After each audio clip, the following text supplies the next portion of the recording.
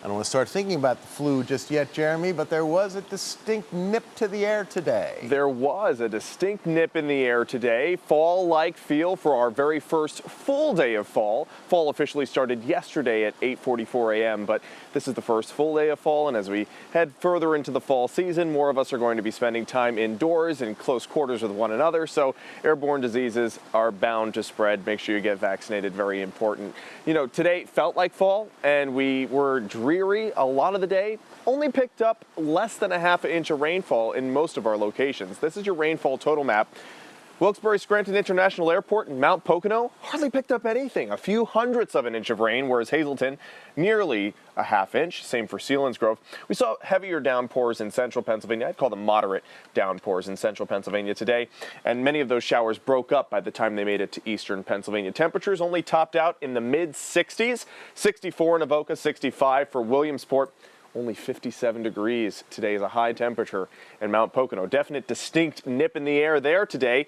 There's a live view of Wilkes-Barre, some thick cloud cover overhead right now. And for Pottsville, still dealing with some misty conditions, some light sprinkles right now down in the Skook. Current temperature 59 degrees, high temperature today 64.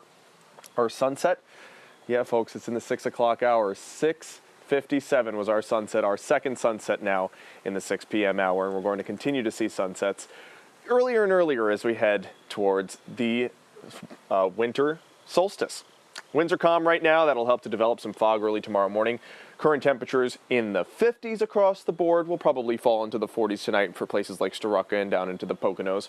Upper 50s for the Susquehanna Valley. Temperatures down anywhere from 1 to 9 degrees cooler there in Binghamton than we were 24 hours ago, and will remain chilly through your day tomorrow and even through your day on Wednesday. Looking back at the temperature history, though, we had, of the past 13 days, 12 of them in a row with temperatures above average, and 11 of those 12 had temperatures at or above 80 degrees for highs. So we felt that summer feel as we ended off our last week of summer. And now we're feeling like fall, heading into the first week of fall. Seems apropos, right? Wind speeds anywhere from calm to 10 miles per hour. Earlier today we had some breezes up to 28 miles per hour. In Williamsport, a gust clocked in at 24 in Pottsville. Some light sprinkles down there near Pottsville. Same for Union and Snyder counties. Those will dry up over the next few hours and then will remain mostly cloudy but dry overnight, maybe a spot sprinkle. This is our next shot for some moisture over in Ohio. That'll come in tomorrow morning. Some moderate downpours possible, especially in central Pennsylvania. Then it becomes more spotty in nature for the afternoon. And then we have another risk for some showers on Wednesday and into Thursday before things clear out Thursday afternoon. Then we get the clouds back on Friday. So here's future clouds and radar. Remaining overcast tonight, some spotty sprinkles, some heavier downpours in central Pennsylvania by 9 a.m. You'll notice the oranges and yellows indicating moderate downpours possible, but you'll notice they break up by the time they get to eastern Pennsylvania. So similar story to today, where we have higher rainfall totals out west and less rainfall totals for places like Mount Pocono and Scranton.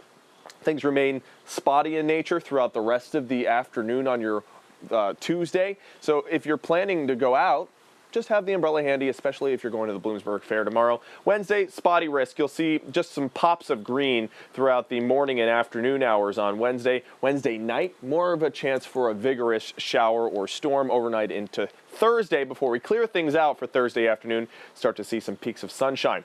Wanted to give you a look at the tropics. This is potential tropical cyclone 9, expected to become tropical storm, if not Hurricane Helene. Right now, the National Hurricane Center expecting it to intensify to maybe a Category 2 hurricane before making landfall in the panhandle of Texas. But once it gets into the mainland United States, models are uncertain as to where it's going to go. We might see the cloud cover in our region because it's making landfall there on Thursday. We'll see the cloud cover in our region on Friday.